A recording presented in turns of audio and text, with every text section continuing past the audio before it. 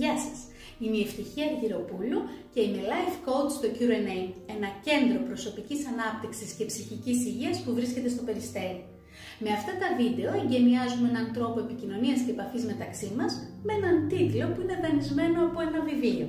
Ένα βιβλίο του Dr. Wendy Dryden, μια θετική σκέψη για κάθε ημέρα. Όπως καταλαβαίνετε, αυτό το βιβλίο είναι γεμάτο θετικές σκέψεις, γεμάτο μότο, τσιτάτα που έχουν φτιαχτεί για να μας παρακινήσουν, να μας κάνουν να ξεκινήσουμε τη μέρα μας με αισιοδοξία και χαρά.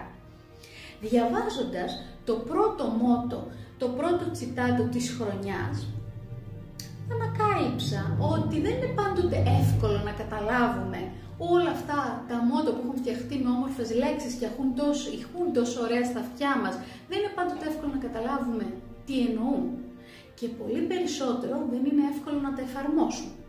Πρώτον, γιατί πάντοτε η πράξη είναι πιο δύσκολη από τη θεωρία και δεύτερον, γιατί δεν ταιριάζουν όλα στις ζωές μας. Δεν ταιριάζουν όλα στην προσωπικότητα του καθενός από εμάς. Και δεν χρειάζεται κιόλας. Θα διαβάσω λοιπόν το πρώτο μότο της χρονιάς και έπειτα θα το σχολιάσουμε παρέα. Ο κόσμος είναι το μέρος όπου μας συμβαίνουν τα περισσότερα πράγματα, λέει ο Dryden. Το μυαλό είναι το μόρος όπου τα επεξεργαζόμαστε.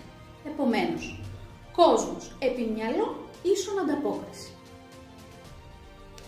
Όταν διάβασα αυτό το μότο, δεν το κατάλαβα αμέσως, έπρεπε να το διαβάσω και να το ξαναδιαβάσω. Τι θέλει να πει ο Dryden? Ο κόσμος γύρω μας είναι γεμάτος ερεθίσματα. Ερεθίσματα, πράγματα που συμβαίνουν δίπλα μας, πράγματα που συμβαίνουν πολύ μακριά από μας. Για παράδειγμα, στην Αφρική πεθαίνουν παιδάκια επειδή δεν υπάρχει καθαρό νερό. Αυτό πόσο επηρεάζει πρακτικά τις ζωές μας? Ίσως και καθόλου. Επηρεάζει όμως το συναίσθημά μας. Όχι όλο, αλλά κάποιον από εμάς επηρεάζει το συναίσθημά μας. Αν όμως αύριο κλείσει η εταιρεία στην οποία εργαζόμαστε, αυτό επηρεάζει πρακτικά τις ζωές μας. Θα μείνουμε άνεργοι. Κάποιοι λοιπόν, αυτό το ερέθισμα, αυτό που συμβαίνει στον κόσμο εκεί έξω, θα το επεξεργαστούν μέσα στο μυαλό τους με τον εξής τρόπο. Σε κάποιους θα φανεί πάρα πολύ βαρύ το ότι χάνουν τις δουλειές τους και θα θέλουν να πάνε σε μια ταράτσα να πηδήξουν. Κάποιοι άλλοι θα το βρουν ως μια πολύ ωραία αφορμή για να αλλάξουν δουλειά, να αλλάξουν καριέρα, να αλλάξουν πόλη πολλές φορές. Μου έχει τύχει άνθρωποι με αφορμή μια απόλυση να παίρνουν την απόφαση να αλλάξουν χώρα ή πόλη και να φτιάχνουν μια καλύτερη ζωή τελικά. Ανάμεσα βέβαια σε αυτές τις δύο ακραίες περιπτώσεις, σε αυτόν που νομίζει ότι καταστρέφεται ο κόσμος του και σε αυτόν που νομίζει ότι το σύμπαν του έστειλε μια πολύ ωραία αφορμή για μια καλύτερη ζωή, υπάρχουν άπειρες ενδιάμεσες αποχρώσεις.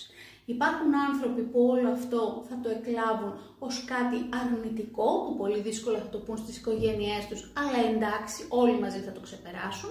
Υπάρχουν άνθρωποι που θα το δουν ότι ούτως ή άλλως τη δουλειά την είχα μόνο για το προστοζή, γιατί η ομορφιά της ζωής είναι πέρα από τη δουλειά, ανήκουν σε αυτή την κατηγορία που λένε ότι η δουλειά είναι δουλεία. Οπότε, ναι, μεν θα επηρεάσει τη ζωή τους, αλλά θα μπουν σε ένα τρυπάκι να ψάξουν να βρουν κάποια άλλη εργασία και υπάρχουν και κάποιοι που θα τους αφήσει αδιάφορους όλο αυτό. Εντάξει, και τι έγινε, πάμε παρακάτω. Υπάρχουν και πάρα πολύ περισσότεροι ενδιάμεσα από όλες αυτές τις κατηγορίες. Αυτά γιατί σας τα λέω για να καταλάβετε ότι ο κάθε άνθρωπος είναι διαφορετικός. Εκεί έξω στον κόσμο συμβαίνουν τα ίδια πράγματα για όλους. Μέσα στο μυαλό μας όμως συμβαίνουν διαφορετικά πράγματα στον καθένα μας. Το πώς εισπράττουμε τα ερεθίσματα και τα πώς τα επεξεργάζεται το μυαλό μας είναι μια άλλη τεράστια ιστορία. Τι λέει ο Dryden όμως? Κόσμος επί μυαλό ίσον ανταπόκριση. Τι θέλει να πει με αυτό?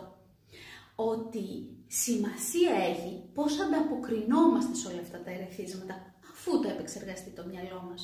Για παράδειγμα, το ότι έχουμε στεναχωρηθεί γιατί κάποια παιδάκια πεθαίνουν στην Αφρική, κάποιους μπορεί να τους κάνει να δράσουν και να επηρεάσουν αυτό που συμβαίνει, να γραφτούν σε κάποια οργάνωση, να δίνουν κάποια συνδρομή, να πάνε στους γιατρούς του κόσμου και να συμμετέχουν σε όλη αυτή την προσπάθεια να καθαριστεί το νερό και ούτω καθεξής. Κάποιοι λοιπόν θα ενεργήσουν, θα κάνουν δράση όλο αυτό το συναίσθημα, το αρνητικό που συμβαίνει μέσα τους. Γιατί θέλουν το αρνητικό να το μετατρέψουν σε θετικό. Και κάποιοι άλλοι δεν θα κάνουν απολύτως τίποτα. Θα υπάρχουν αυτοί που απλά θα στεναχωρηθούν και θα χαλάσουν μια ώρα της ημέρας τους και υπάρχουν και κάποιοι που δεν θα νοιαστούν καθόλου. Τι μας λέει ο Dryden? Μην είστε αδιάφοροι. Ανταποκριθείτε σε αυτά που συμβαίνουν γύρω σας. Και δεν συμβαίνουν πάντοτε άσχημα πράγματα. Εκεί έξω συμβαίνουν και θετικά πράγματα. Πολλοί όμως από εμάς δεν μπορούν να ανταποκριθούν ούτε στα θετικά ερεθίσματα. Είτε γιατί νιώθουν ενοχοποίηση απέναντι στη χαρά, είτε γιατί έχουν ένα νεκρωμένο συναίσθημα. Ή γιατί δεν αντιλαμβάνονται το καλό που συμβαίνει εκεί έξω. Η ανταπόκριση δηλαδή του μυαλού τους απέναντι στο ερέθισμα είναι αρνητική. Άρα, τι θέλει να μας πει ο Dryden με τη θετική σκέψη της ημέρας? Να δράτε, να ανταποκρίνεστε σε ό,τι συμβαίνει εκεί πέρα, σε ό,τι συμβαίνει γύρω σας.